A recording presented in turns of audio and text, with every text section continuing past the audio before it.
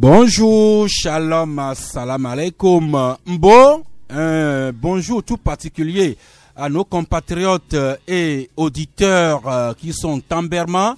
Vous savez, le génie de ces compatriotes qui savent construire des châteaux forts à partir du rien. Nous nous transportons donc à Nadoba et saluons encore Mbo, nos compatriotes Tamberma. Nous sommes aujourd'hui le mercredi 22 janvier 2020. Et dans exactement un mois, les Togolaises et Togolais seront conviés aux urnes. Ce sera le 22 février prochain pour choisir le président de la République du Togo 2020-2025.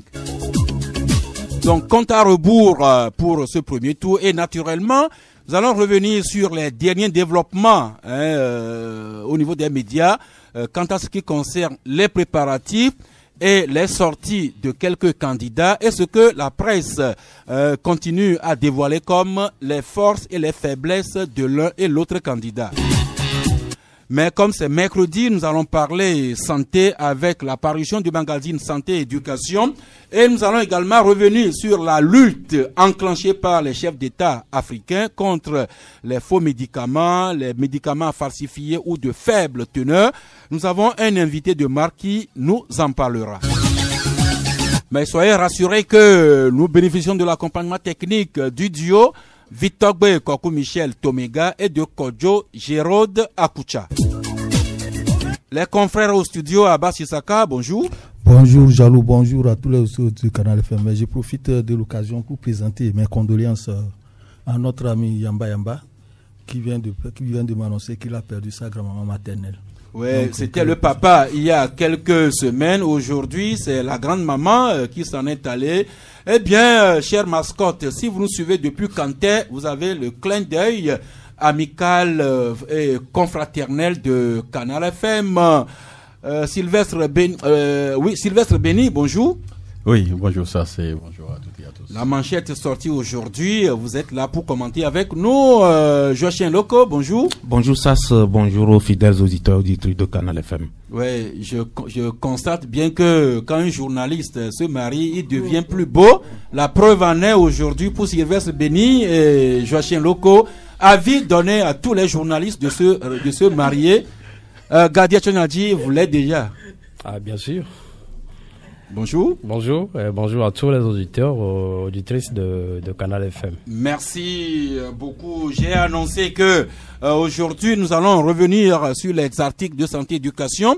Nous allons également revenir sur la problématique de la lutte contre les faux médicaments que les chefs d'État ont déclenché avec ce sommet que notre pays a abrité la semaine dernière. Et l'invité de marque pour nous en parler aujourd'hui, docteur Atani Bernardin Nyansa. Bonjour docteur.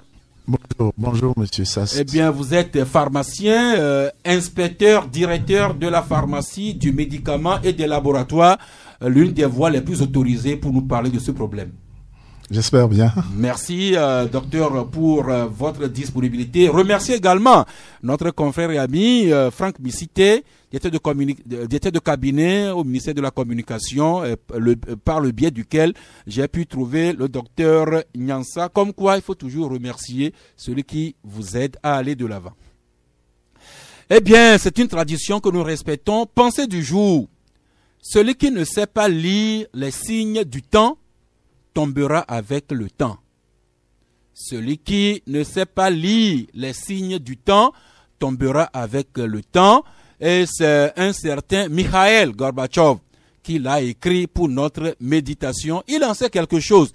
Lui qui a été le dernier président, le dernier dirigeant de l'URSS et qui nous lègue pour expérience que celui qui ne sait pas lire les signes du temps tombera avec le temps. Nous, avec humilité, nous demandons seulement aux acteurs politiques togolais, du pouvoir ou de l'opposition, de savoir lire le temps et de ne pas tomber avec ce temps-là. Mais nous démarrons l'émission proprement dite avec une page de confraternité. Pendant que nous sommes dans ce studio, notre confrère et ami, le chroniqueur Firmin Teko Agbo, se trouve à la justice. Vous savez, cette longue affaire, ces commentaires qu'il a fait suite aux propos tenus par le politique Abbas Kabwa sur la personne et la fille de Jean-Pierre Fabre, et Fabre qui a porté plainte, et l'affaire est la justice. Nous apprenons que l'affaire est enrôlée et que très incessamment aujourd'hui, dans les jours à venir, le jugement commencera à se faire. Ça, c'est d'un. De deux, c'est ce que nous disons à l'unisson contre tous actes d'agression, de menace, d'intimidation ou de restriction de la liberté d'expression ou de presse. Hier, il s'est produit un malheureux incident au sorti de l'émission Miouenegno de Dadede. Les trois confrères qui étaient aux côtés de Dadede, à savoir Jérôme Soussou, Eden Pogo et Joseph Kada, ils étaient devant les studios de Canal FM et c'est à ce niveau-là qu'ils ont été pris à partie par un jeune homme se revendiquant de l'ANC, ce jeune homme qui reprochait avec une certaine véhémence les propos tenus par les confrères sur la conférence de presse que Jean-Pierre Fabre venait d'animer, et par la suite des commissaires, des policiers venus du commissariat central, de même qu'une équipe de la gendarmerie se sont portés ici devant la radio pour mettre de l'ordre. Et les gendarmes et les policiers sont restés même au chevet de la radio pendant quelques heures. Nous leur sommes reconnaissants. Et nous apprenons que dans la foulée, les trois confrères ont été conviés au commissariat central où ils ont fait leur déposition. Ils auraient même porté plainte contre ce jeune homme-là, pour ce que vous savez. Et par la suite, c'est une série de communiqués de presse. Le JIT, le CONAP, le PPT et l'OTM ont tous sorti des communiqués pour condamner cet acte-là. Et ce matin, nous avons eu la visite d'une dame du quartier, militante de l'ANC, qui est venue. C'est une démarche personnelle. Elle est venue ce matin à la radio pour présenter ses excuses propres et au nom du parti pour cet acte que ce jeune homme-là a posé hier, acte dont elle dit se désolidariser absolument. Voilà, c'est ce qui est arrivé hier aux trois confrères. Et en parlant de ça là, j'ai une pensée spéciale pour vous les confrères et autres invités, vous qui défilez dans ce studio du lundi au vendredi. Je prie que vous puissiez venir animer l'émission avec nous et rentrer sain et sauf, que jamais ce qui est arrivé hier ne vous arrive.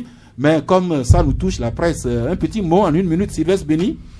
Non, je crois que cet incident est déplorable et puis nous rentrons dans une période assez sensible et il faut donc convier tous les militants des différents partis et à la retenue. Vous savez, la violence ne nous aidera pas à sortir ce pays donc de l'ornière. Donc il faudrait quand même que nous respectons donc la liberté d'expression. Et je crois à ce militant, peut-être que c'est un militant quelque peu zélé, parce que plus tard, il y a une autre militante de ce parti-là qui se désolidarise, qui présente ses excuses. Donc je crois que il faudrait quand même que les partis puissent exhorter leurs militants au calme et à la retenue. Merci. Abbas Issaka. Je pense que ce n'est pas la première fois que de tels genres de choses se passent à Canal FM ici. Des confrères aussi avaient été attaqués, agressés à la sortie de cette radio après l'émission. J'espère qu'il ne faudrait pas que les gens pensent que quand on dit quelque chose qui ne va pas dans leur intérêt, qu'ils se mettent dans la violence.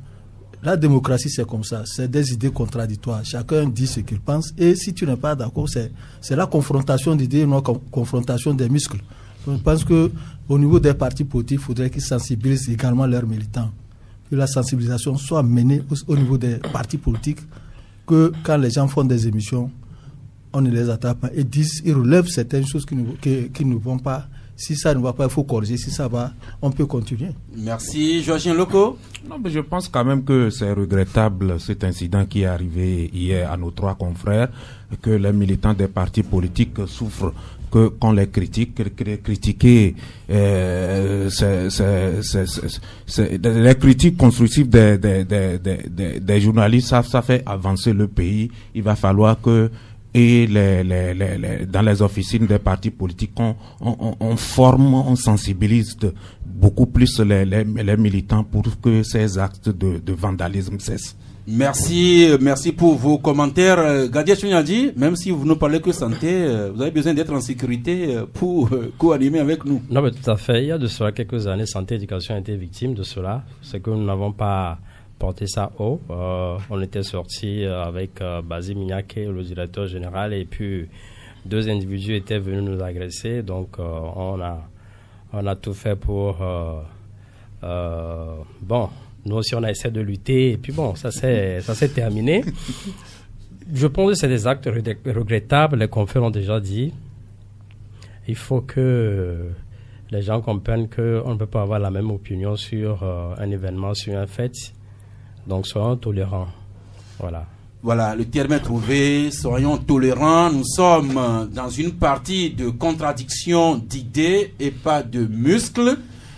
Condamnation tout azimut, le CONAP, l'UGIT, le PPT et l'OTM. Et encore une fois, cette démarche de cette grande dame habitant du quartier, militant de l'ANC, qui est venue présenter ses excuses en son nom propre et au nom du parti. Et encore une fois, l'individu qui a posé cet acte-là, il n'est pas prouvé que... il a agi en son nom et pas au nom du parti. Mais les confrères agressés ont fait leur déposition, ils ont porté plainte. Nous allons suivre tout cela. Encore une fois, mes pensées spéciales à vous, les confrères invités et autres personnalités. Je me rappelle, par le passé, des véhicules de Dimas du Dikodo a été vandalisé pendant que nous étions au studio. Il en a été de même pour le confrère Peter Sassou Dogbe de RFI devant nos locaux. Même chose qui est arrivée par 2 fois au véhicule de Lucien Djossou Mensan pendant que nous étions au studio.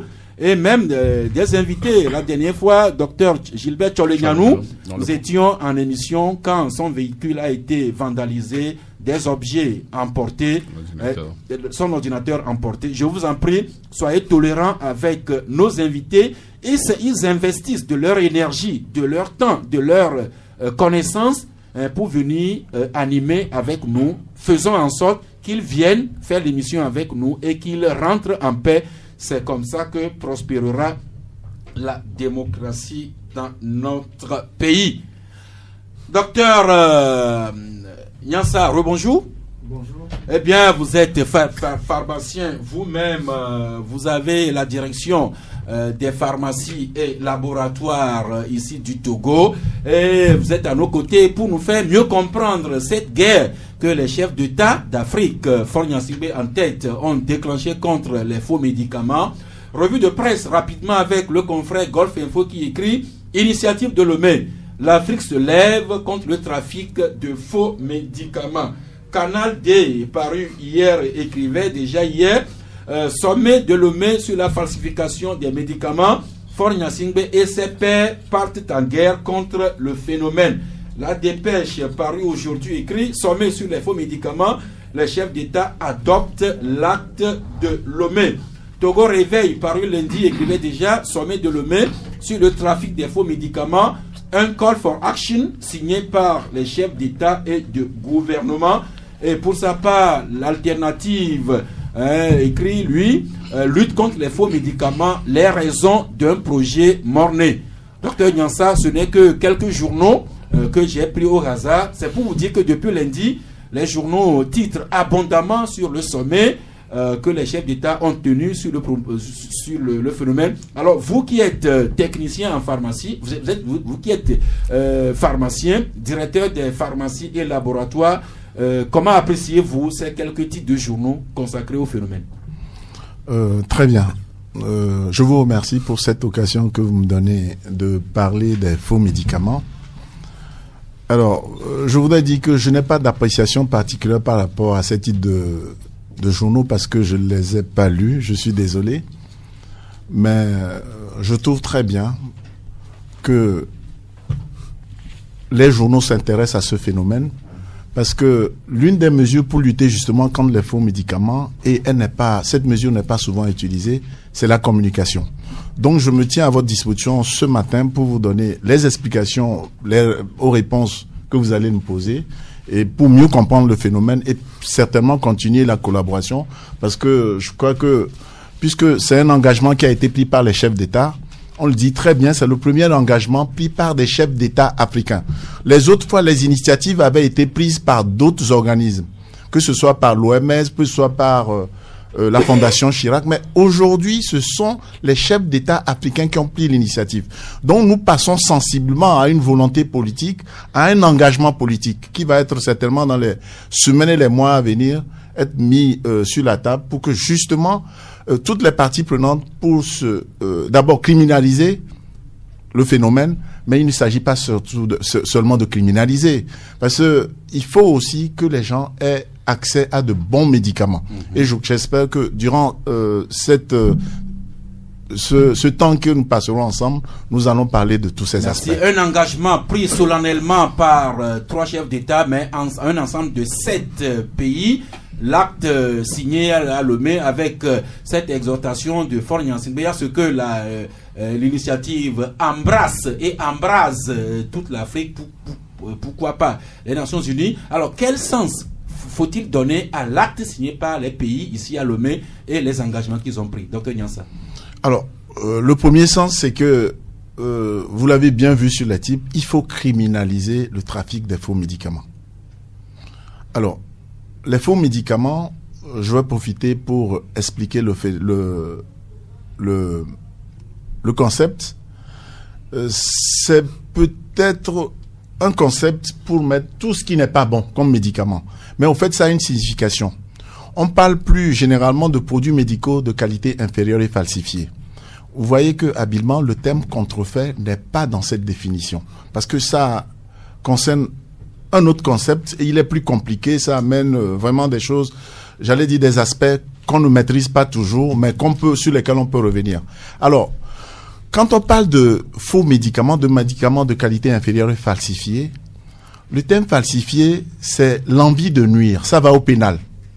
L'envie de nuire, c'est par exemple, on a changé des vaccins par de l'eau. Et donc, vous voyez que c'est une envie de tuer. Ça va au pénal. Il faut criminaliser. En fait, on a constaté jusqu'à présent que criminaliser cet aspect n'était pas très fort. Par exemple, dans le Code de la santé publique du Togo de 2009, c'était 1 à 6 mois de prison, jusqu'à 5 millions d'amendes. Et puis, on saisit la voiture. Et vous voyez qu'au fait, ce n'était pas suffisamment dissuasif. Si le type peut gagner des milliards pour ressortir quelques années sans grand dommage, si je peux m'exprimer ainsi, vous voyez que il avait du courage pour faire ce qu'il fait. Aujourd'hui, le code pénal de 2015, c'est carrément 5 à 10 ans de prison, plus près de 50 millions d'amendes.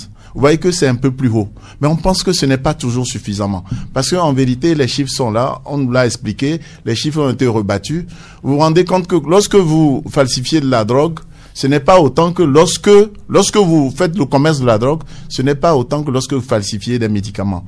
Vous pouvez, pour 1 franc mis, gagner 5 francs. Et donc, c'est beaucoup plus intéressant pour justement les contrefaçonneurs. Merci. Maintenant, je vais repartir sur la notion de qualité, médicament de qualité inférieure.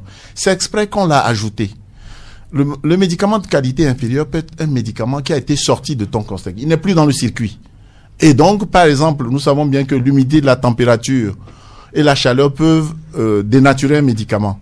Lorsqu'il n'a pas été conservé dans de bonnes conditions, il est dénaturé. Mais en même temps, une personne qui n'a pas droit dans le circuit normal du médicament n'a pas aussi le droit justement d'importer le médicament. Justement, donc, docteur, à ce niveau-là, quand nous avons abordé le sujet lundi, des confrères ici au studio, même des auditeurs, ont laissé entendre que ces faux médicaments falsifiés ou de faible capacité se retrouveraient même dans les officines dans les pharmacies bien en place. Alors, vous qui connaissez bien la chose, qu'avez-vous à nous répondre là-dessus? Alors, je voudrais d'abord dire en toute humilité que le risque zéro n'existe pas, puisque ces phénomènes arrivent même dans des pays qui sont plus avancés que nous, les pays du Nord. Alors, pour qu'un médicament puisse être mis sur le marché, il y a 3 critères. C'est la qualité, l'efficacité et l'innocuité. Mais en plus de ça, il y a beaucoup d'autres critères, dont un autre qui est très important, c'est la traçabilité.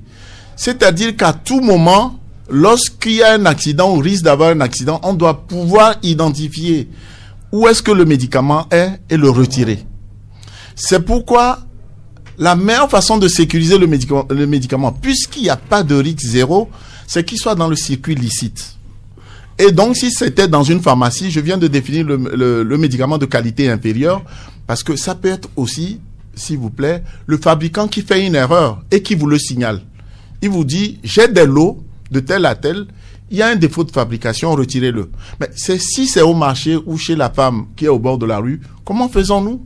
Alors que si c'est une formation sanitaire, si c'est une pharmacie, si c'est un grossiste répartiteur, nous avons tous les lots qui arrivent au Togo, nous les signalons et puis nous les retirons. Voilà ce que je peux répondre. Merci. Autre critique abordée au sujet de Lomé. Les gens se sont étonnés que le Nigeria, qui est qualifié à tort ou à raison comme un laboratoire, notamment d'où proviendrait bon nombre de ces produits dont nous parlons, que le Nigeria ait été absent à ce sommet de Lomé. Docteur? Très bien. Peut-être que ma question ne va pas être suffisante parce que sont parfois des décisions qui sont politiques. Je ne sais pas le format des discussions qui ont eu lieu jusqu'à l'appel de Lomé, mais je crois que c'est peut-être un sujet à d'évoluer aux diplomates. Avant ces sujets, il y a beaucoup de discussions.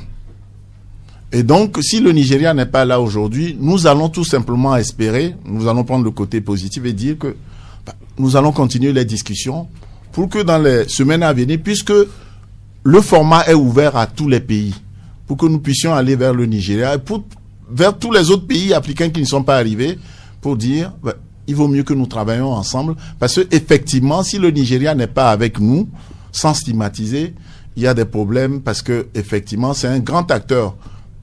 Je ne veux pas dire que c'est de là que viennent tous les médicaments qui sont falsifiés. C'est un acteur de la région. Et cette lutte, c'est comme quand vous êtes dans une maison et que vous luttez contre des cancrelats.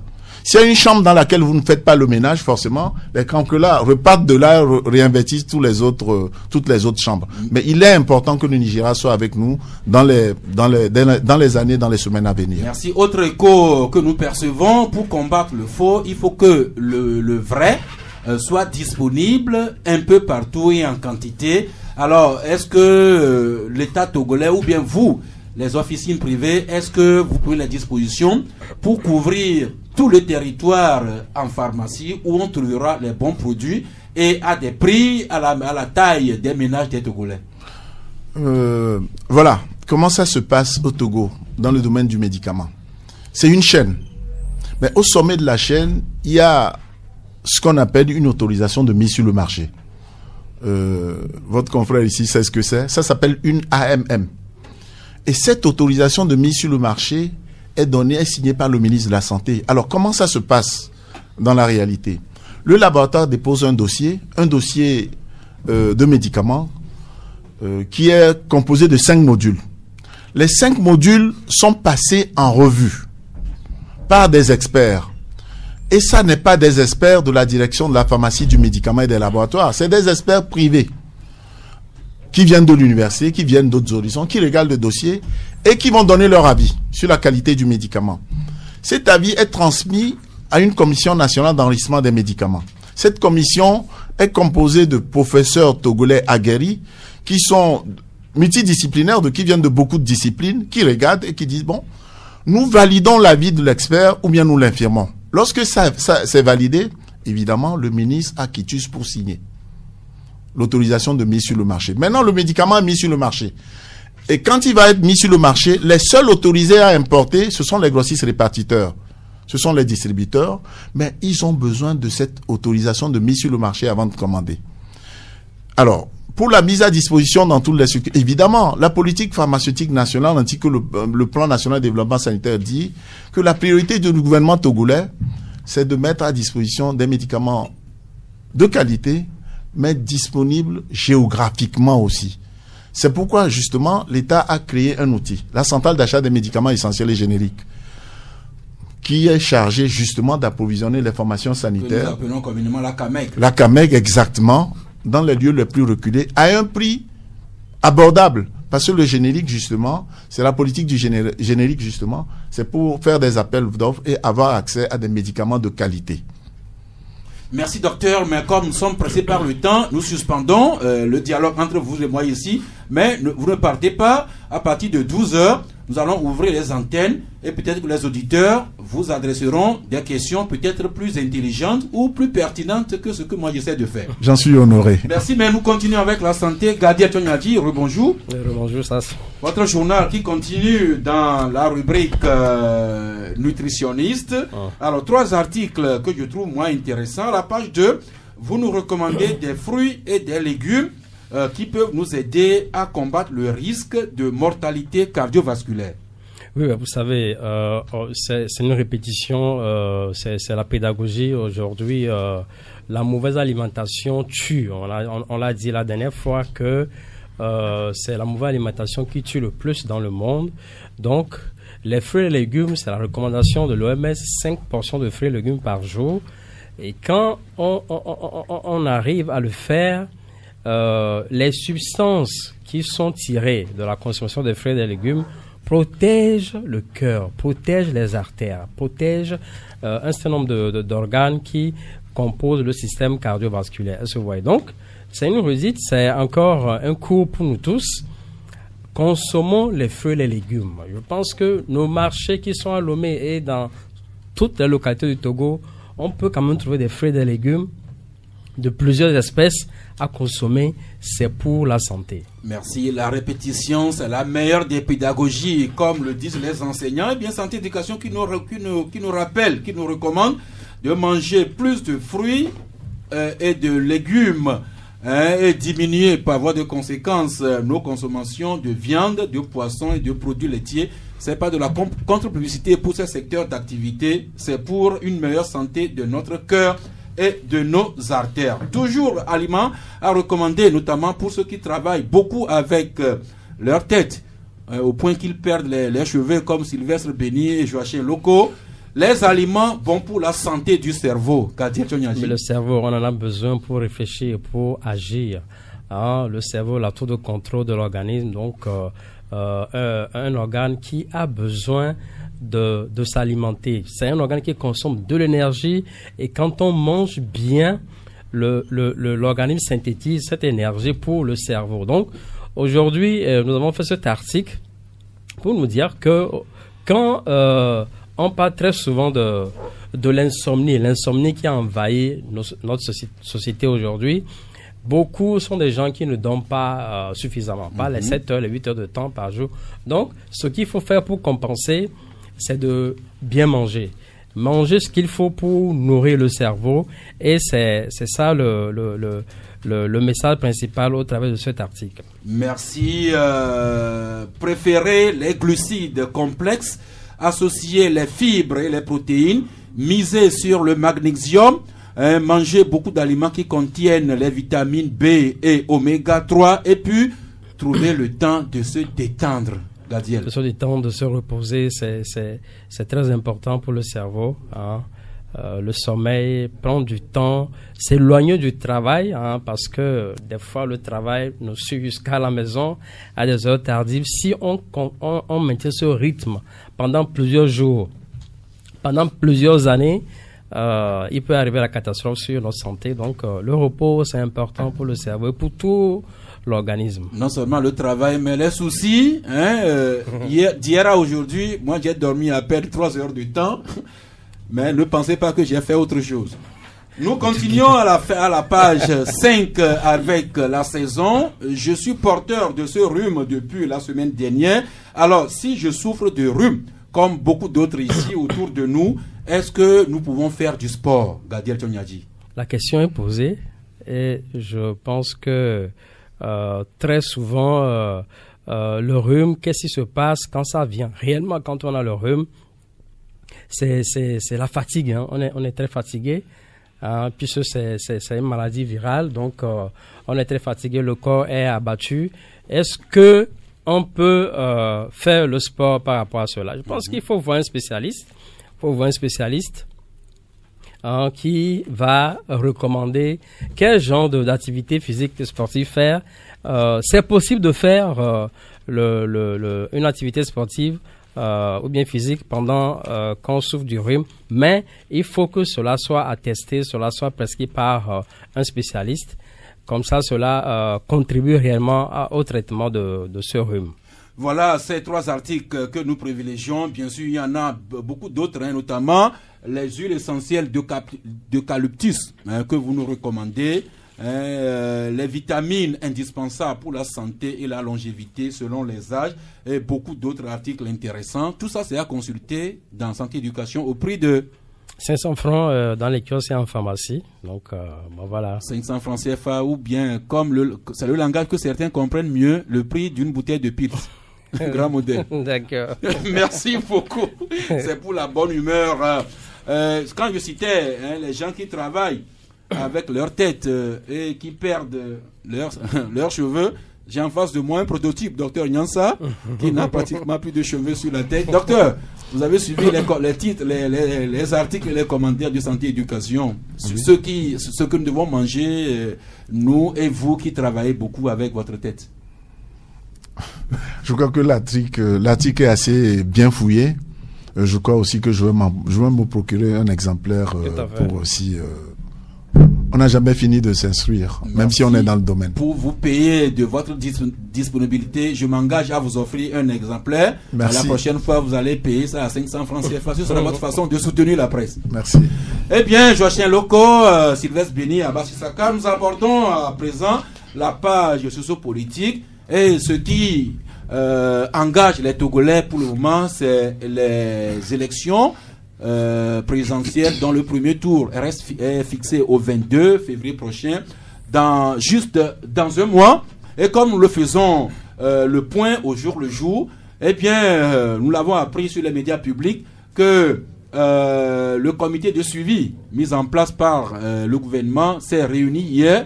Je crois savoir que la CENI y a été, la HAC, et le ministère de la Sécurité, et sans oublier l'hôte des lieux, le ministère de l'administration territoriale. Sylvestre, vous savez que tous ces institutions ont fait le point sur le processus hier. Oui, je crois que les choses évoluent très vite, d'autant plus qu'on nous informe que même aujourd'hui, il y aura... Les candidats sont invités pour le positionnement sur le bulletin. Ça, c'est un communiqué de la CENI. À 16h, voilà. On va faire le tirage au sort et chacun des candidats connaîtra sa position sur le bulletin unique. Donc, je crois que pour l'instant, les choses marchent normalement, comme il se doit dans une république normale.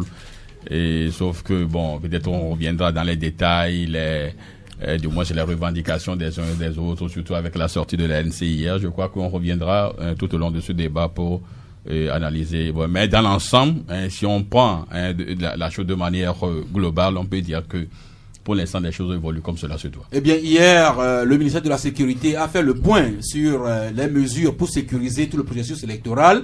La HAC a également rendu compte sur les modalités qu'elle prend pour une couverture équitable des campagnes électorales. Il y a également le ministère de l'administration territoriale qui a dû s'expliquer pourquoi Payadoa Bokwesi n'a pas jugé utile et important d'autoriser la commission épiscopale justice et paix à observer les élections. Joachim Loko. Non, mais je pense quand même que l'autorité chargée d'organiser les élections, c'est bien le ministère de l'administration territoriale, essaie quand même. Attention, c'est pas le ministère qui organise les élections. Oui, c'est la CENI, mais l'autorité s'implique dans l'organisation. La confusion est logique. Vous veuillez m'excuser. L'autorité s'implique dans l'organisation de cette élection. Bon, jugerait que estimerait plutôt que le clergé n'est pas assez neutre eu égard aux positions du prélat, je veux citer Monseigneur Fanouko Poduro, qui soutient avec véhémence un parti contre le pouvoir. Et donc, je pense quand même que l'autorité a voulu parer à toute éventualité et essayer d'appeler tout le monde à la neutralité. Quelqu'un qui n'est pas neutre ne doit pas s'impliquer dans le processus au point de fausser les données. En tout cas, c'est les arguments évoqués par Payado Aboupessi qui reprochent à la commission épiscopale Justice et Paix les positions partisanes de l'épiscopat togolais. Ça, c'est de deux. Payado Aboupessi trouve qu'il n'y a pas toute la transparence autour des financements de l'église togolaise pour observer ces élections. Non, ce qui amène le confrère, ce qui amène le confrère Fraternité à titrer aujourd'hui refus de la mission d'observation à l'église togolaise. Le pouvoir togolais humilie Monseigneur Nicodème Bariga. C'est le titre de Fraternité. Oui, Sylvestre? Non, je crois que c'est bien normal. Hein, ce qui est écrit ce matin, Joël Légat, ce qui concerne que le pouvoir humilie. Vous savez, les évêques, ce sont des autorités. C'est une autorité morale qui parle. Et quand des gens remarquent que la République ne va pas bien, ils sont également censés dire un mot. Il est vrai, lorsque vous prenez du moins ça, et la lettre donc du ministre, ici le fait que l'Église prend position. En réalité, l'Église ne prend pas position, mais l'Église communique sur la situation. L'Église veut quand même que les choses se passent bien au sein de la République. Lorsque le dernier conseil donc des évêques à Dapaon, c'est en fait le ministre qui a dit que les sources de financement, les sources donc de financement de l'Église catholique sont des toutes douteuses. Et l'Église, la sûreté, au dernier donc conseil à Dapaon, a dit que il y a aucunement des sources douteuses au sein de l'Église, que lorsque le pauvre n'a pas, c'est ce que le père Sanvi a dit, qui s'occupe donc de la branche le secrétaire de la commission, il dit que lorsque le pauvre n'a pas, il demande. Ce sont des gens, et tous ceux qui se sont engagés en tant qu'observateurs le sont bénévolement, ils ne sont pas rémunérés. Donc ce sont des gens qui viennent volontairement, ne serait-ce que pour observer donc le scrutin. Mais si aujourd'hui, si on voit donc l'argument évoqué par le ministre, je me dis que c'est quelqu'un un peu tiré par les cheveux, parce que il y a rien de consistant dans ce qu'il dit. L'église au Togo n'a pas une cellule, excusez-moi, une cellule djihadiste ou une cellule où les gens vont peut-être prendre de l'argent et venir donner à des observateurs pour influencer le scrutin. Les observateurs n'ont pas de mots à dire, mais ils sont là juste pour observer. Maintenant, quand on refuse à des gens qui veulent être juste là, bénévolement pour observer, je me dis que il y a anguille sous roche. Merci. Un auditeur se demande, Faure Gnassingbé est chrétien catholique. Et à la tête de l'église catholique, au moins de Lomé ici, se trouve un certain Monseigneur Bariga, qui est le président de la commission épiscopale Justice et Paix. Et lors de l'intronisation de Monseigneur Bariga, Faure Gnassingbé était en bonne place. Alors pourquoi ces deux personnalités, et Faure Gnassingbé et Monseigneur Bariga, ne se sont pas rencontrés pour s'entendre et nous éviter ce débat? Ça c'est une chose. L'autre chose, Abba Chisaka, il y a toujours une polémique au sein de la CENI. Lors d'un dernier conseil national, le CAR a dit qu'il ne s'inscrit pas dans ces élections, a demandé à son représentant, le sieur Aoudi Kodjo, de se retirer de la CENI. Mais Aoudi reste toujours à la CENI, au point que hier, le CAR a dû sortir un communiqué pour signifier au sieur Aoudi que tous les actes qu'il pose à la CENI n'engagent pas le parti. Alors, est-ce que Aoudi est un rebelle vis-à-vis de son parti politique, ou bien est un républicain qui s'en tient au serment qu'il a prononcé? Je pense que Aoudi se fie seulement à son serment qu'il a prêté. Donc c'est pas un rebelle, mais c'est un républicain. D'autant plus que lorsque... C'est pas un rebelle? C'est un républicain. Selon vous? Selon moi, c'est un républicain parce que c'est quelqu'un qui respecte le serment qu'il a pris. Étant donné que selon les informations, lorsque ce communiqué du CAR est sorti, il y a une partie des militants du CAR qui ont contesté ce communiqué. Ils disaient que c'est pas normal que le CAR s'immisce dans ces genres de choses, parce que lorsque le CAR... Et puis, je voulais rappeler que... Oui, à ce niveau-là, les militants du CAR peuvent attaquer la décision de leur parti, mais il se trouve que au moment Aoudi était présent lors du conseil il n'a pas protesté, il se serait même engagé à démissionner de la CENI dès les travaux du Conseil. Et puis, si cela est vrai, on peut s'étonner qu'il ait été associé aux travaux du Conseil national, qu'il aurait pris des engagements de démissionner et qu'il reste en place. Est-ce que vous avez vu ces engagements-là? Parce que, étant donné que lorsque le CAR devait aller là à la CENI, vous n'êtes pas sans savoir que les gens ont fait des pieds et des mains. Ils ont supplé même avant d'arriver là-bas. Il y a des partis qui ont fait... Parlons du CAR. Non, le CAR. C'est le CAR même que je veux parler. Oui. Le CAR a fait des pieds et des mains pour se retrouver à la CENI. Est-ce que le CAR ne savait pas que les choses allaient ainsi avant de faire des demandes à être à la CENI? Parce que c'est eux qui ont déposé leur dossier au niveau du Parlement comme parti extra-parlementaire pour être admis. Et ce n'est pas le seul CAR. Il y a d'autres partis, mais le CAR a fait des pieds et des mains pour que son membre se retrouve à la CENI. Et ben, le monsieur est arrivé, il a prêté serment. C'est pour cela que maintenant il faut faire de telle sorte que cette histoire de quand un parti envoie, le monsieur est toujours influencé par son parti. C'est tout comme quand vous êtes à l'Assemblée, élu à l'Assemblée nationale. Vous prêtez serment, vous êtes là pour la nation, toute la nation. C'est comme la CENI. La CENI n'est pas une institution de la République. La CENI, c'est un organe, un objet d'organisation d'élection. Et donc, quand quelqu'un est là-bas, il travaille au nom du pays. Autant nous demandons à Faure Gnassingbé de se comporter comme président de tous les Togolais et pas comme président du NI, autant Aoudi Kodjo est habilité à faire son travail à la CENI selon son serment. Ça, c'est la version d'Abachi Saka. Maintenant, vous, Sylvestre Béni. Ça, je crois que le terme, même, Aoudi, c'est une rébellion. C'est une rébellion, c'est un rebelle. Parce que moi, j'étais là, lors donc du conseil d'ICA, j'ai vu Aoudi, on s'est vu. Je parle à la radio.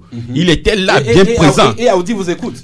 Il m'écoute. Il était là, on s'est vu. Je l'ai vu, on s'est même salué. Il était dans la salle le jour-là, lorsque le CAR lisait sa déclaration finale. Après, tous les militants ont applaudi. Aoudi était là. Il a applaudi aussi. Je l'ai pas vu quand même, mais il était là. Maintenant, après maintenant, le parti dit que la manière dont les choses se passent, leur conception, leur philosophie, la manière dont ils veulent que les choses se passent, ce n'est pas dans cette dynamique-là que du moins les choses évoluent. Donc il faudrait quand même que ils veulent suspendre leur participation aux travaux et après, dès qu'il y aura évolution, ils peuvent revenir. Je crois que Aoudi devait respecter cela. Bien avant donc et cette CENI là, il y avait entre temps le dialogue qui s'est posé et on a demandé à ce que du moins c'est les militants des autres partis qui étaient à la CENI à l'époque démissionnent pour que l'opposition puisse retrouver la CENI avec 8 membres. Je sais que vous vous rappelez. Voilà. Il y avait le NET, il y avait le MPDD, tout ça. Ces représentants se sont retirés. Ne serait-ce que pour que la République puisse avancer. Mais la manière dont Aoudi procède, je dis, c'est une subordination. Maintenant, quand Abbas me dit que non, il a prêté serment et quand les partis sont au niveau de la CENI, ils ne sont plus redevables à leur parti, je dis non. Pour l'instant, nous avons une CENI politique. Nous n'avons pas une CENI technique. Ce sont les militants des partis politiques. Et même lorsque vous voyez la composition, il est dit tel parti d'opposition amène et le gouvernement amène la société. Donc voilà, il est bel et bien dit que c'est les politiques qui sont là. Donc en tant que politique, lorsque ton parti observe que la manière dont les choses se passent n'est pas bien et te demande de suspendre ta participation, tu dois obtempérer. Donc ce qu'il fait, c'est de l'insubordination notoire, c'est un indiscipliné. Donc il doit normalement quitter la CENI. Donc il faudrait qu'Aoudi obtempère. C'est le bon sens. On a écouté l'argument pour, l'argument contre. Eh bien, suivons cela. Par contre, embrayons directement sur la sortie, la conférence de presse qu'a animée hier Jean-Pierre Fabre. Eh bien, Fabre qui a dit qu'il a introduit une procédure pour invalider la candidature de Faure Gnassingbé, parce que Fabre trouve que l'article de la loi, l'article de la Constitution réformée qui permet à Faure d'être candidat serait inconstitutionnel. Ça c'est d'un. De deux, Fabre également qui demande que les juges Abdou Assouma et Amados Djoko démissionnent de la Cour constitutionnelle parce qu'ils auraient déjà fait plus de 2 mandats. Comment est-ce que la presse analyse ça ce matin? Togo Matin écrit « Recours en annulation de candidature, Jean-Pierre Fabre se tromperait-il de combat ?» se demande Togo Matin, pendant que le libéral écrit que la candidature de Faure Gnassingbé donne-t-elle des sueurs froides à Jean-Pierre Fabre? Et Dunia Le Monde, vous écrivez Fabre demande l'invalidation de la candidature de Faure et la recomposition de la Cour constitutionnelle. Et pour vous, c'est un combat perdu d'avance. Oui, c'est un combat perdu d'avance. Nous disons quand même que cette sortie médiatique est inopportune parce que actuellement le problème qui se pose, c'est l'union de l'opposition et le président Fabre ou bien le candidat Fabre vient jeter le pavé dans la mare. Nous pensons quand même que c'est de l'incongruité et nous sommes à 1 mois d'un scrutin. Vous êtes candidat et vous attaquez les arbitres qui vont prononcer ou bien qui vont superviser ou arbitrer le match. Et ça dit c'est se tirer une balle dans les pieds. On ne comprend pas la position de Fabre. Je pense quand même que à moins que le monsieur, sachant que ces derniers temps Agbeomé a fait son entrée. Parlons de Fabre. Oui, Agbeomé c'est une analyse que je suis en train de faire. Excusez-moi. Agbeomé est en train de faire une ascension ou bien une entrée fulgurante au niveau de la scène politique et voulant faire le buzz pour couper à tout cela. Le monsieur va au devant de la scène, essaie de sortir des arguments. Sinon, on ne comprend pas. Donc pour vous, c'est un combat, c'est un pétard mouillé, c'est un combat. Je dirais même que c'est un combat d'arrière-garde. Merci. Juste rappeler que ces 2 attaques que porte Fabre, il demande que Abdou Assouma et Amados Djoko démissionnent de la Cour constitutionnelle, et de 2, que Fabre ne puisse pas être candidat, ce qui amène le conflit. Et il a introduit un recours, à cette Cour conditionnelle qu'il conteste. Oui. Là, et juste quand même que c'est devant la Cour conditionnelle présidée par Abdou Assouma que le candidat Fabre a déposé sa signature. Et c'est cette Cour présidée par Abdou Assouma qui a validé sa candidature. Et qu'il traite d'élection de façade. Le dialogue aussi écrit contradiction ou peur d'affronter ces challengers quand Fabre demande l'annulation de la candidature de Faure Gnassingbé. Sylvestre Béni? Non, je crois qu'aujourd'hui, il y a bon nombre sur la NC. Il est vrai, eux aussi, ils sont aussi parfois trop arrogants et imbus de leur personne. Mais ce que l'ANC ou ce que Fabre a fait hier, d'abord, c'est un légaliste et c'est légitime. Pourquoi? Parce que lorsque vous prenez au regard donc des tests, quand des tests disent que telle personne a fait déjà tel mandat, or nous sommes donc dans le cadre donc de la loi fondamentale. Et une loi fondamentale est d'application immédiate. Aujourd'hui, nous sommes encore, je crois que nous sommes encore dans la 4e République, et nous ne sommes pas sortis donc de cela. Et quelqu'un déjà, dans cette 4e République, a déjà fait 2 mandats. Il vient de boucler 3 mandats.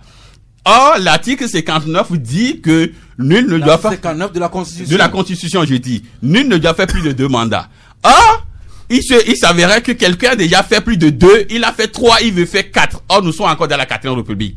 Je crois qu'il serait beaucoup plus prudent ou beaucoup plus intelligent de faire comme la Côte d'Ivoire. Aujourd'hui, Ouattara, qu'est-ce qu'il a fait? Il a fait modifier, il a convoqué un référendum et maintenant ils sont passés à la 3e République. Parce que de 2000 jusqu'au 29 octobre 2016, ils étaient encore dans la 2e République. Donc ils ont engagé un référendum et là le oui l'a emporté à plus de 90% et ils sont entrés donc dans la 3e République. Là c'est pourquoi aujourd'hui Ouattara se trouve dans l'attitude donc de se représenter parce qu'il se dit que voilà, nous avons fini avec la République précédente, maintenant le compteur est à 0 parce que on a fini avec ça. Or, à l'État, concernant le Togo, nous sommes encore dans la 4e République et dans cette 4e République, la loi dit celui qui a fait plus de 2 mandats ne doit plus se représenter. Donc, ce que Fabre a fait hier, c'est légitime. Donc maintenant, si il faut peut-être solfer un peu sur du moins le temps, il dit non, c'est parce que Agbeomé est en train donc de prendre une ascension et ils veulent communiquer. Tout ça, ce sont des interprétations.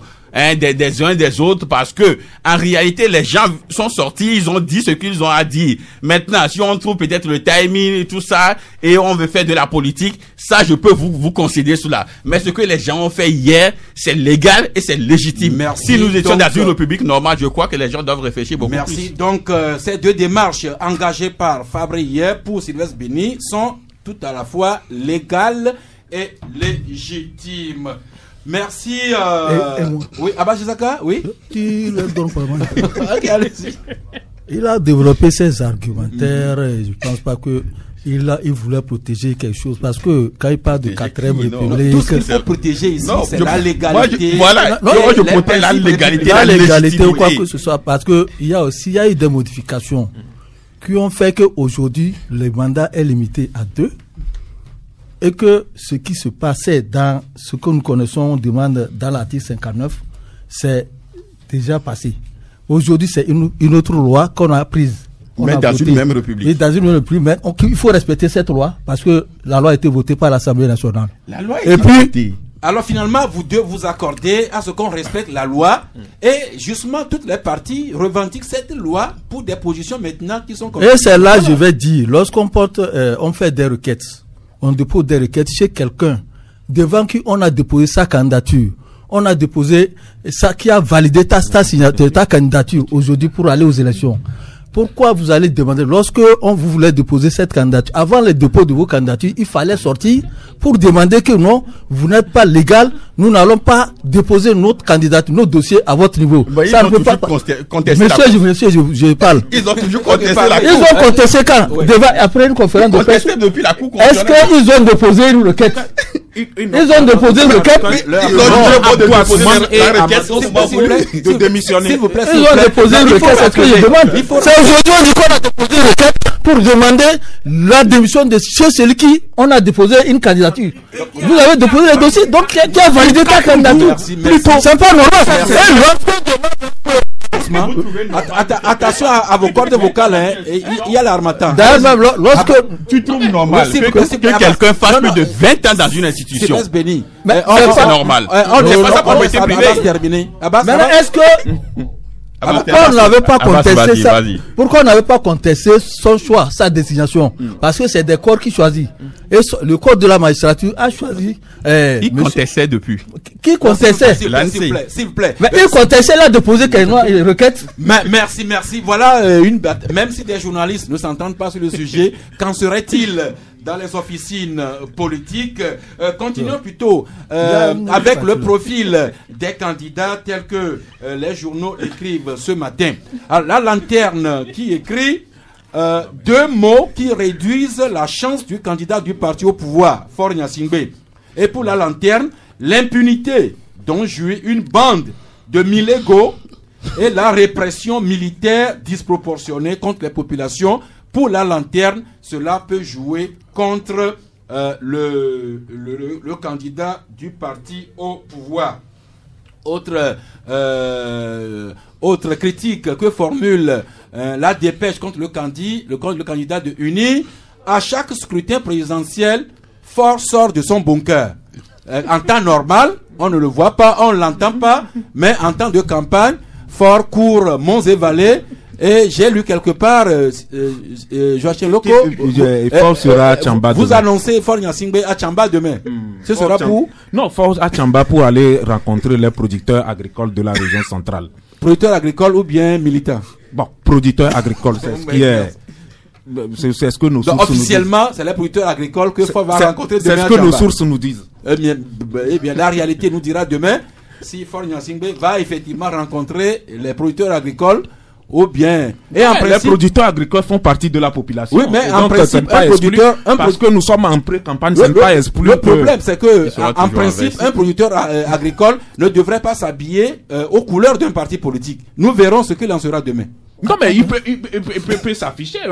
Un producteur agricole peut s'afficher du moment où il est togolais, du moment où il est électeur, et il a ses convictions politiques, il pourra s'afficher.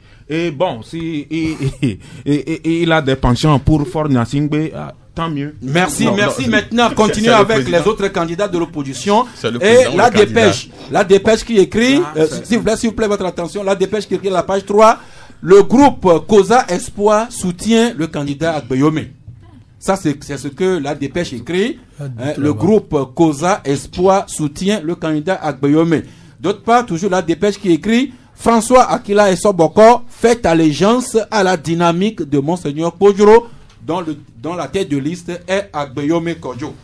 Autre journal, c'est La Lanterne qui écrit les leaders incapables de désigner un candidat unique que réclament les Togolais prétendent que c'est plutôt Faure qui n'écoute pas son peuple.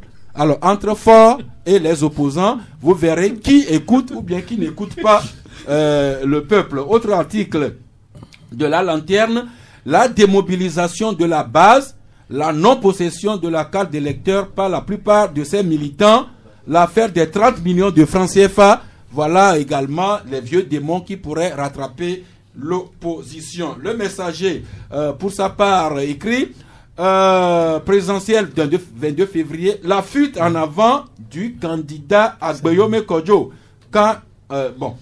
Autre journal, Abash Saka, c'est votre journal qui écrit, le Mania Libéré, vous parlez du candidat Agbeyomi avec son parrain et vous écrivez que le prélat prêche dans le désert. Alors, quel est ce prêche dans le désert? Le surtitre, vous l'avez lu. Multiples appels de Monseigneur Kodjo en direction de Jean-Pierre Fabre. Et pour vous, c'est un cri dans le désert de Monseigneur Kodjo. Oui, enchaînez vous-même, c'est votre article. Nous avons écrit. Il a dit. Donc le problème, c'est que le prélat est en train d'appeler, de faire des appels à Jean-Pierre Fabre pour au moins qu'il regagne le camp de Agbeyomi Kodjo pour que l'alternance puisse y avoir. Et puis, nous sommes partis d'une analyse qui a été faite depuis 2017 où Jean-Pierre Fabre était dans la C14. Il disait qu'on ne lègue pas sa conviction. Depuis 2017, il a dit on ne lègue pas sa conviction. Qui disait ça? Jean-Pierre Fabre avait dit ça. Et aujourd'hui, nous avons vu que l'ANC, qui n'a jamais présenté des candidats comme parti politique, a décidé de présenter son candidat, Jean-Pierre Fabre, pour au moins... Non, l'ANC a déjà avait présenté son candidat en 2015. En 2015, au niveau de... c'était dans un groupement. Oui, mais Cap 2015. Oui, mais c'était quand même le candidat de l'ANC. C'était candidat, mais c'est un regroupement. C'est ça, je dis que maintenant, l'ANC a décidé de partir en solo avec son candidat, voir comment ça va se passer à son niveau. Et depuis là, on sait la position de Jean-Pierre Fabre par rapport à la démarche initiée par Monseigneur Kodjo. C'est que lui n'est pas pour une unité de candidature, étant donné que nous sommes aujourd'hui avec un scrutin à deux tours. Donc on peut aller avec des candidatures multiples et au second tour, on peut s'arranger pour se retrouver et faire des alliances. Donc c'est plus que hier même, lorsque l'ANC faisait sa conférence de presse, tout le monde s'attendait à une annonce très importante de sa part. Parce que c'est pour cela, je pense que Agbeyomi Kodjo s'était retrouvé à la conférence de presse. Invité par Fabre, ou bien il s'est invité lui-même? Agbeyomi est invité par Fabre. Donc, Agbeyomi a été invité par Fabre.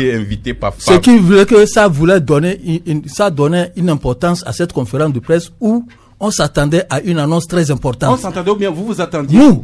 C'est vous, non? C'est vous.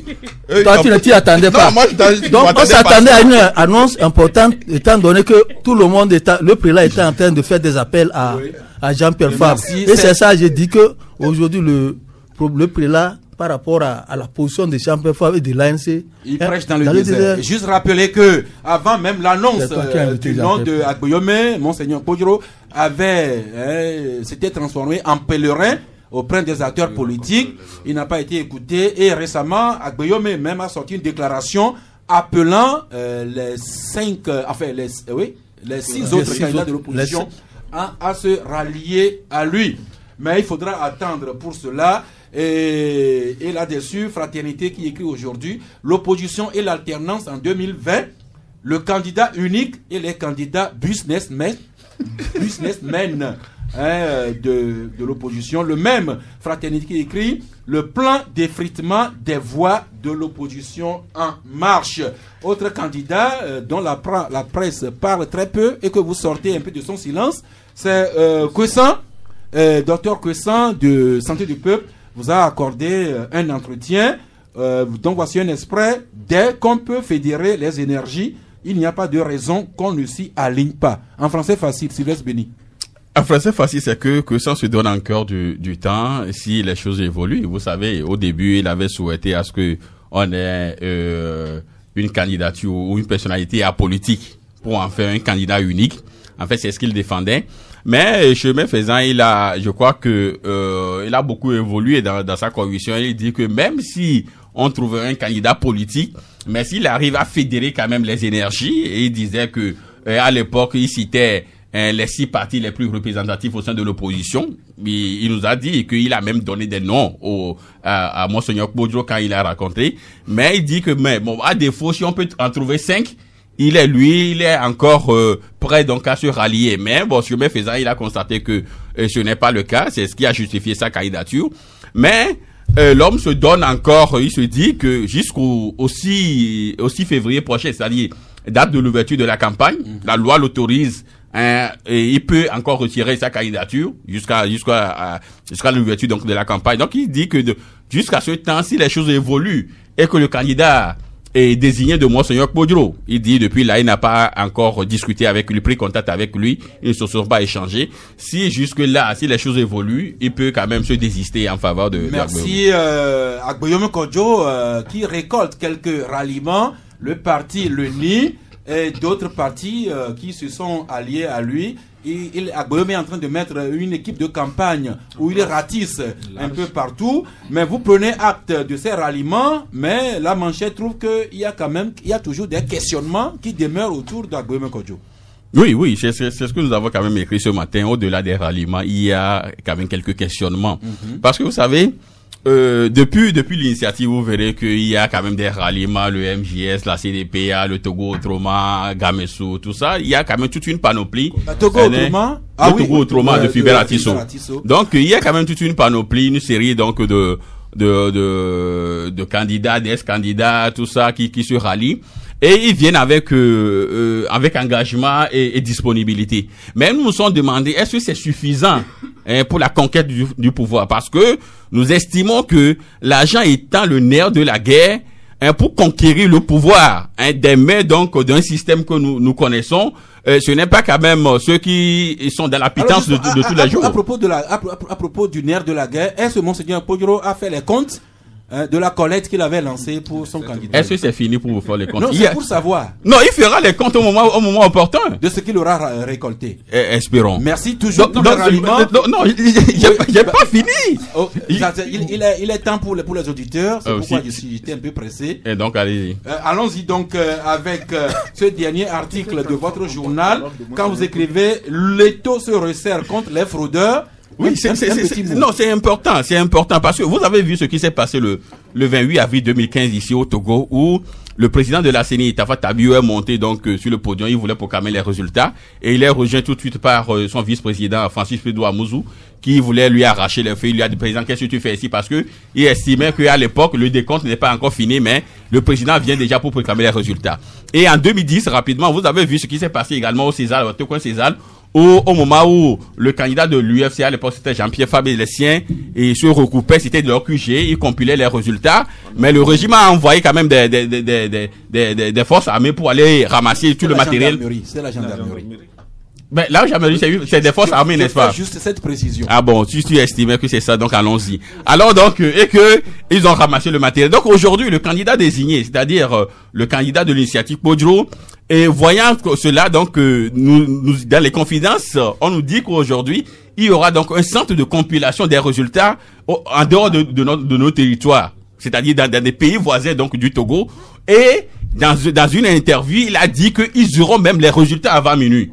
Donc ça veut dire qu'aujourd'hui, les marges de manœuvre de ceux qui ont souvent tronqué les résultats, aujourd'hui, il y a quand même un système en place et il précise, je le cite, qu'il travaille avec des experts français, américains bon, j'ai oublié ces trois. Donc voilà. Donc ça veut dire que l'élection se passe au Togo Et en dehors du Togo, si vous voulez. D'abord, c'est les Togolais qui choisissent leur président de la République. Toutes nos excuses d'avoir pioché un peu sur votre temps, mais à présent, vous aurez l'occasion d'intervenir. Docteur Nyansa, monsieur Pharmacie, à nos côtés, pour recueillir vos questions et y répondre, et sans oublier les confrères qui se feraient le plaisir de satisfaire votre soif d'en savoir davantage. Canal FM.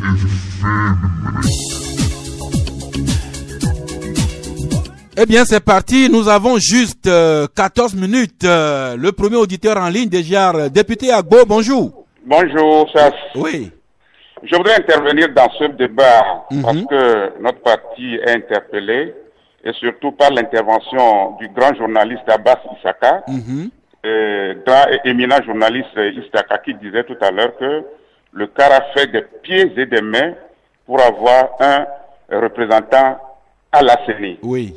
Est-ce qu'il a des preuves que le CAR, après la candidature, a fait des pieds et des mains? Je trouve que c'est des propos désobligeants qu'un journaliste ne peut pas tenir. Un journaliste qui constitue la lumière ne peut pas tenir. Et pour clarifier un certain nombre de choses, je vous rappelle que à notre Conseil national, notre représentant de la CENI et les 15 membres des CELI que nous avons ont tous participé à ce conseil. Et c'est dans une commission que ce problème a été réglé. Tout le monde a accepté, a applaudi et la déclaration a été présentée à tout le monde d'une façon solennelle à la fin. Le CAR est un parti responsable et la CENI aujourd'hui regroupe uniquement que des politiques comme Sylvestre l'a dit. Si ce n'est pas les parents, les papas et les mamans de ces gens-là qui les ont envoyés dans ces structures organisationnelles des élections ou bien de la CENI, si le CAR trouve que les conditions ne sont pas bonnes pour aller à ces élections et qu'il ne présentera pas de candidat, eh bien, la conséquence, c'est que le CAR a suspendu la participation de ses membres à la CENI. Alors, on se rappelle, en 2015, UNIR a démissionné tous ses membres de la CENI. Mais l'ANC aussi a fait autant. Eux, ils n'avaient pas prêté serment. Merci beaucoup. Merci, monsieur le député Agbo, de la législature 2013, décembre 2018. Merci beaucoup. Abba Issaka, un petit mot? Non, pas de commentaire. Pas de commentaire. Merci beaucoup. L'auditeur suivant qui est en ligne, bonjour. Bonjour, monsieur Sarr. C'est monsieur? Noé. Pardon? Noé. Noé. Oui. Aha. Et d'abord, je soutiens tous les journalistes et en particulier ceux qui ont été agressés hier. Merci. Et vous voyez, c'est vraiment des comportements condamnés. Si les gens ne sont pas prêts, on critique ceux qui supportent. Bon, maintenant, qui on doit critiquer? Si tous les partis refusent des critiques, maintenant, le travail des gens, c'est lequel? Qui on doit critiquer alors? Tout le monde doit être critiqué. Et les gens doivent supporter les critiques. Et maintenant, puiser ce qui est bon dedans pour se corriger et pouvoir avancer. Merci. Nous allons y arriver. Oui. Comme on prête l'intention à nos amis, que vous savez, nous sommes en allant. Un jour, on va arriver sur le terrain de la contradiction active. Oui. Ensuite, je salue votre travail que vous avez fait à Kara, la feuille de route que vous avez sortie. Vivement que vous l'appliquez pour que le journalisme soit un vrai journalisme au Togo et que vous soyez respecté. Merci. Merci. Troisièmement, oui. Je voulais parler à ces 6 candidats. À un moment où non, il y a 7 candidats. Il y a 7 candidats. Oui. Je parle de l'opposition. Ah, ok. Oui. À un moment ou à un autre, ils étaient ensemble au devant des populations qui sortaient pour revendiquer. Aujourd'hui, ils sont retrouvés, Dieu merci, ensemble encore 6 face à UNIR. Donc, ils dénoncent les conditions, la CENI, la Cour constitutionnelle, les tests, tout ça là.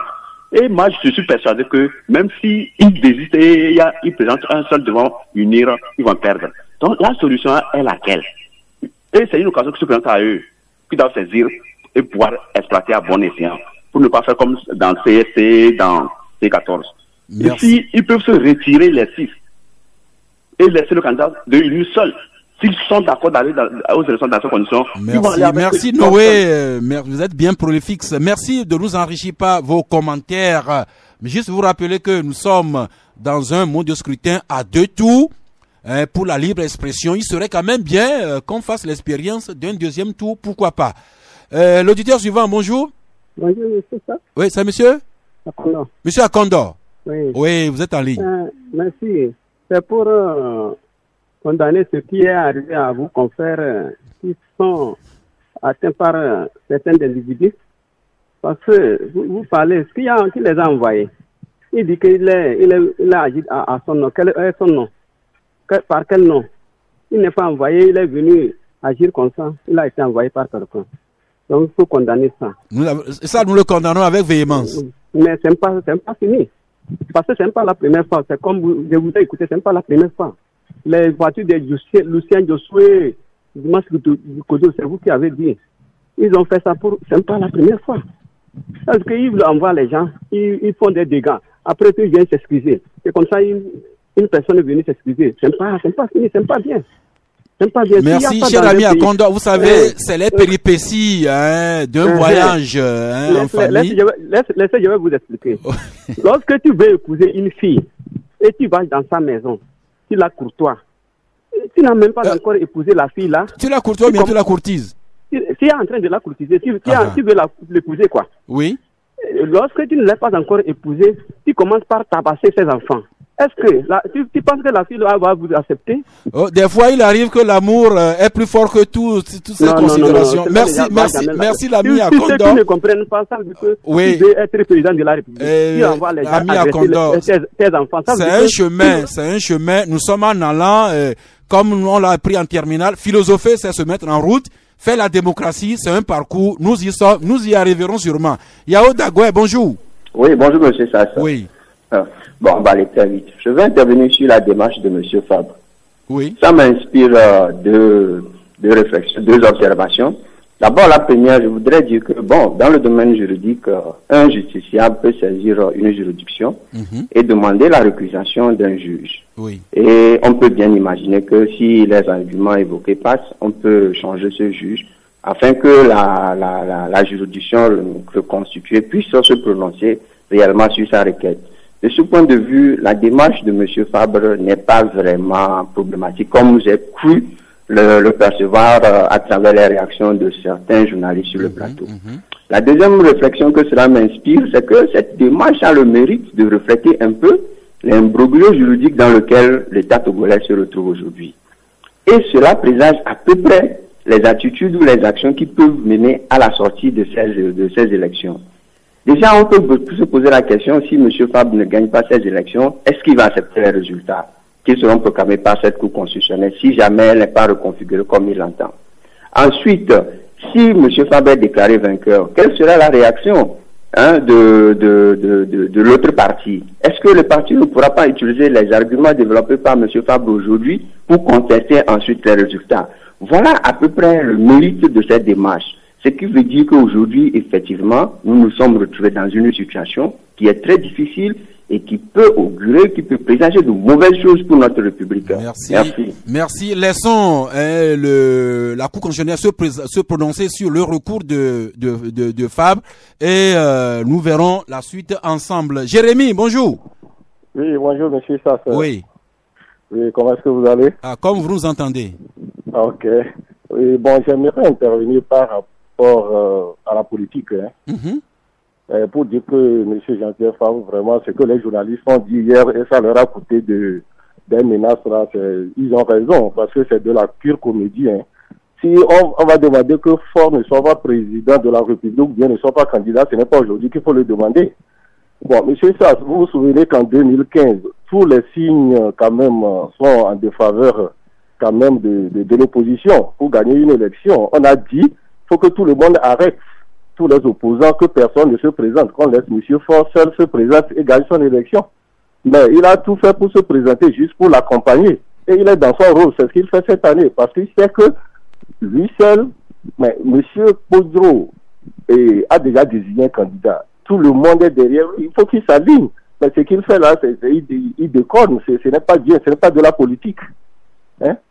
Ce n'est pas de la politique parce que lui-même sait qu'il ne peut jamais gagner les élections au Togo. Et ça se voit, il ne peut rien parce qu'il ne convainc personne dans sa politique. Merci. Donc si M. Agoyome a été désigné, mais il ne peut que s'aligner et toute la population va se mobiliser pour un changement en 2020. La moindre des choses, c'est de respecter les positions des uns des autres. Le seul arbitre qui désigne qui est habilité à être président ou pas, c'est le peuple souverain. Et le rendez-vous, c'est le 22 février prochain. Bonjour, l'ami en ligne. Alors. Cézing. Oui, bonjour. Je rappelle que monsieur docteur Nyansa est à nos côtés. La politique, d'accord, mais la santé aussi, pas les produits, les vrais produits. Oui, alors, monsieur Cézing, nous vous écoutons. Oui, c'est par rapport à 2 points. Oui. D'abord, je voudrais dire à monsieur, votre confrère Sylvestre Denis, oui, que je ne suis pas d'accord par rapport à son argument, à ce qui développait, ce qui s'est passé avec la nouvelle constitution en Côte d'Ivoire et à celui togolais, avec celle togolaise, en disant que le président Ouattara a fait un référendum, jusqu'à ce que qu'on nous fasse une nouvelle république. J'avais du mal à suivre notre ami, peut-être qu'il reviendra. Nous prenons le dernier auditeur aujourd'hui. Bonjour. Oui, monsieur Sass, bonjour. Oui. C'est Sylvain Agbaï. Sylvain Agbaï. Oui. Eh bien, vous êtes en ligne. Oui, monsieur Sass, moi je voudrais poser une question au docteur là. Ah, il est là. Dieu merci. Merci de vous souvenir de lui. Oui. Et bon, moi je voudrais lui poser la question de savoir si à Doué, le Nigeria n'est pas représenté, il y a un petit problème. Parce que c'est au Ghana et au Nigeria que nos bonnes dames commandent ces produits. Et puis, ce qui paraît bizarre, quand on envoie les forces de l'ordre, je ne sais pas si c'est les forces de l'ordre ou bien c'est des individus qui s'organisent pour aller ramasser des produits chez nos bonnes femmes là. Et je ne sais pas pourquoi ils mélangent tout. Je sais qu'il y a des faux médicaments. Mais moi, je connais une dame, quand vous allez chez elle, vous asseyez, il y a des docteurs, des infirmiers qui défilent. Ah mais bon? pourtant, mais oui, mais pourtant, il y a des individus dans des voitures banalisées qui rentrent chez elle, ils ramassent tout. Et puis, après, moi, je lui ai posé la question, pourquoi elle ne saisit pas les autorités? Une fois, elle a appelé les autorités. Bon, le quartier dont je parle, la ville dont je parle, je ne veux pas l'indiquer, mais oui, je ne veux pas l'indiquer parce que c'est une source de revenus. Si vous parlez en clair-obscur, docteur Nyansa ne pourra pas bien vous expliquer. Oui, ça, elle m'a dit, c'est sa source de revenus. C'est ça qu'elle fait pour nourrir ses 7 enfants. Donc, je ne peux pas la saboter. Merci. Normalement, oui, mais les autorités devaient connaître la provenance de ces produits frelatés et faux médicaments. Merci Sylvain Agbaï. Notre-Dame a le droit de nourrir ses 7 enfants, mais il faut également que les gens qui viennent s'approvisionner chez elle soient également en bonne santé. Eh bien, docteur Nyansa, vous avez écouté notre ami, il a abordé plein de sujets en même temps. Oui, j'en ai retenu 3 et je vais répondre rapidement. J'ai dit tout de suite que c'était un sommet politique organisé par des chefs d'État africains, même si c'est au Togo. Donc sous le leadership du président de la République du Togo.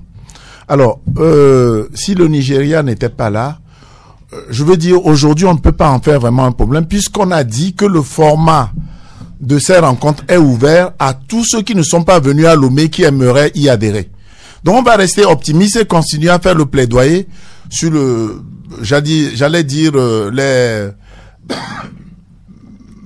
nos collègues des affaires étrangères. La diplomatie va continuer à faire son œuvre.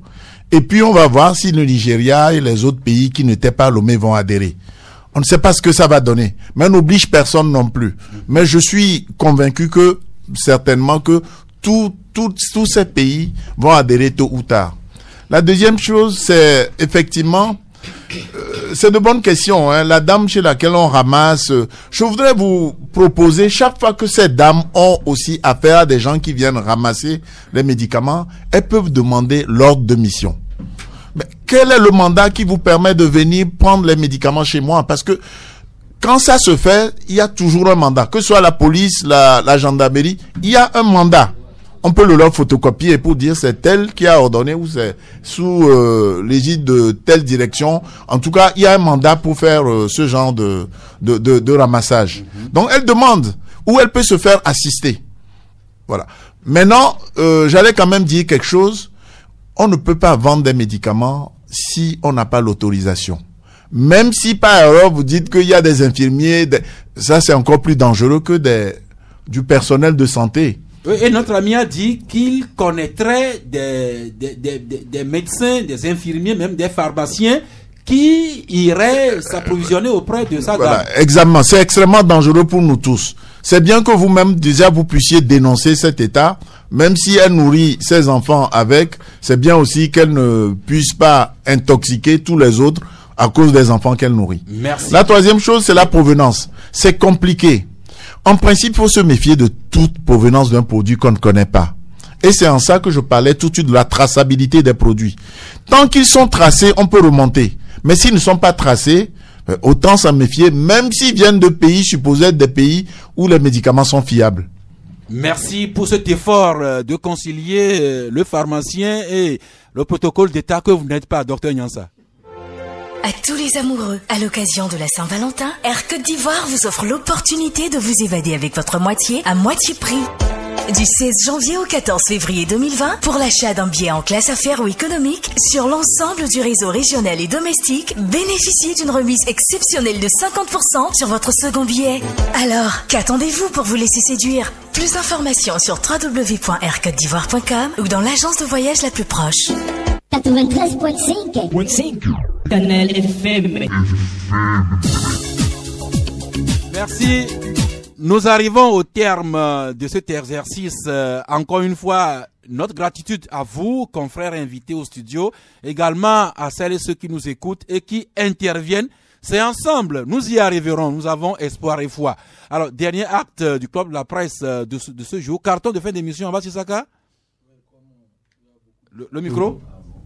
Comme il y a beaucoup de santé aujourd'hui, je vais décerner un carton vert au docteur Kodom, qui fait 15 ans actuellement dans l'humanitaire avec son ONG M Afrique et qui a reçu même des salutations, des encouragements qui viennent Merci Kodom, pas Condom, hein, docteur Kodom, que nous aurions incessamment au studio ici les prochains jours. Sylvestre Béni. Non, moi, j'ai pas de carton, mais j'ai un coup de cœur à l'endroit du chef de l'État. Moi, depuis que j'ai connu le monsieur Fonya Singbe, il est toujours en veste. Mais on nous dit au même moment qu'il faut consommer les produits d'ici. Le Togo est reconnu comme un pays de l'anambens. Au moins pour une fois qu'ils se mettent en pagne. La dernière fois, je l'ai vu encore dans les champs de quelque part, il est encore en veste. Il vient au stade de Kégué, il est en veste. Il va partout, il est en veste. Mais qui descend un peu la veste? Mais est-ce que c'était des couturiers togolais qui l'habillaient? Non, des couturiers. Mais le tissu, c'est pas togolais. Vous avez vu? C'est pas le faso d'Anfani qu'on connaît au Burkina Faso. Merci beaucoup. Donc c'est une exhortation au chef de l'État. Qui descend un peu la veste. Sylvestre Béni.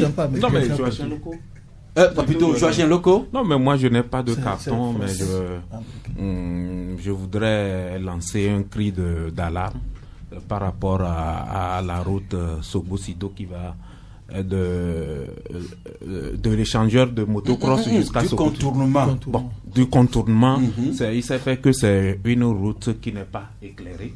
Il s'est fait ou bien c'est? C'est une route qui n'est pas éclairée et je vous assure que à partir de 19h, c'est les accidents qu'on enregistre sur cette route-là. Eh bien, l'occasion pour moi de rappeler qu'il y a l'ONG, la prévention routière togolaise, qui a lancé depuis le 13 janvier une opération de réglage de phares. Comme la route n'est pas éclairée, allez bien régler vos phares de moto et voitures en attendant. Encore faut-il que la route soit éclairée. Oui, d'accord, mais pour le moment, réglez bien les phares de vos motos. Et que la route soit bonne aussi, en bon état.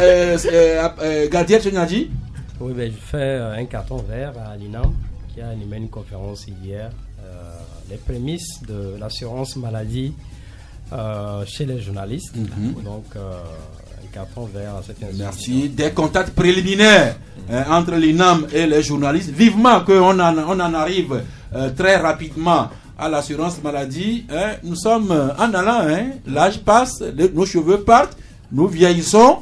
Et les journalistes aussi ont besoin d'être couverts eux-mêmes et leurs familles pour continuer à bien vous servir. Avant la conclusion du docteur Nyansa, vous savez, les magies de la technologie, nous sommes suivis en direct depuis la dame Ageji Pamela Sefako aux États-Unis d'Amérique. Et mademoiselle ou madame, c'est selon Pamela Sefako Ageji, qui veut passer par le club de la presse pour saluer son papa, Monsieur Kokou Gabiam Ageji. Voilà la technologie. Nous sommes ici à Lomé, nous sommes suivis directement par une compatriote des États-Unis qui passe par nous pour saluer son papa. Eh bien, Monsieur Ageji, lorsque votre fille va vous faire un transfert, pensez aussi au club de la presse. Docteur Nyansa, c'est vous qui avez le mérite de conclure cette émission après d'assumer la 3e mi-temps. Très bien, avec plaisir. Mais déjà, je vais tisser un peu ma corde au bout de celle du rédacteur en chef du journal Santé et Éducation. Il a parlé d'INAM. Vous voyez, parmi les mesures justement pour corriger le fait que les gens n'aient pas accès aux médicaments de mauvaise qualité, il y a ces mesures qui sont politiques et qui sont très importantes. Parce que là, ça permet, avec un ticket modérateur, qui vous permet d'avoir toute l'ordonnance, d'aller dans un lieu fiable, légal, licite, prendre des médicaments et soigner votre santé. Et donc, ça aussi, il faut le mettre à l'actif de ceux qui nous gouvernent. Et je crois qu'on va encourager justement à ce que l'INAM ou l'assurance maladie soit étendue à toute la population. C'est plus facile justement d'avoir accès à des médicaments de bonne qualité. J'espère qu'on se retrouvera pour parler d'autres mesures qui sont là. Mais je vous remercie pour l'honneur que vous m'avez fait d'être à vos côtés pour animer cette émission. Merci beaucoup. Ce sera avec plaisir. J'ai bien aimé votre chute. C'est la disponibilité du vrai et à prix abordable qui est la meilleure arme pour combattre le faux. Exactement. Merci beaucoup. C'est fini pour aujourd'hui. Bon appétit. Nous nous retrouvons demain, jeudi, à 11h, si Dieu le veut. Et Dieu le voudra certainement.